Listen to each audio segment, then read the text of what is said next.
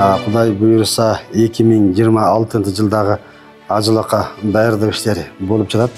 Ошолордун катарында эле ажы башчылар тандоо боюнча 2 этаптан сынак өтүп, биринчи тестилөө сынак өткөрүлдү, экинчи баарлашуу сынак өткөрүлүп, сынактан ийгиликтүү өткөн 134 ажы башчыга бүгүнкү күндө аларга ажы башчылык уюштуруу сертификаты берилди.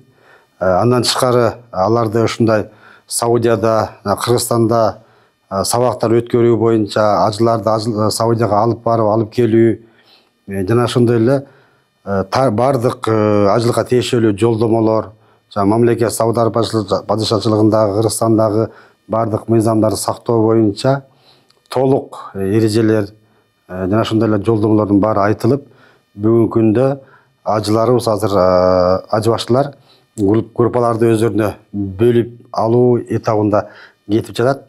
Кудай буюрса, быйыл ажыларды тестилөө сынагынан тинтүү эркиндиги жана диний бирикмелер жөнүндө жаңы мыйзамдын алкагында дагы атайын тестилөө сынактар өткөрүлдү. Себеби деген бул эки мамлекетке байланыштуу аткан себептен ал мамлекеттеги мыйзамдарды, бул жакта мамлекеттеги мыйзамдарды сыйлоо боюнча дагы кеңири жолдомолор айтылып, андан тышкары биз быйыл ошо ажы башчыларды дагы ошо анын жөндөмүнө, иш тажрыйбасына жана ошондой эле ишти алып кетүү ишинин жөндөмүнө да каралып, Кудай буюрса ажы башчылар тандалып алды.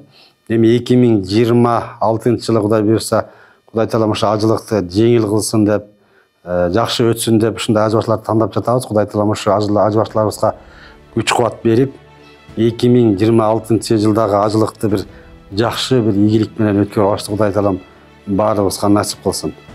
Ассаламу алейкум ва рахматуллахи ва баракатух.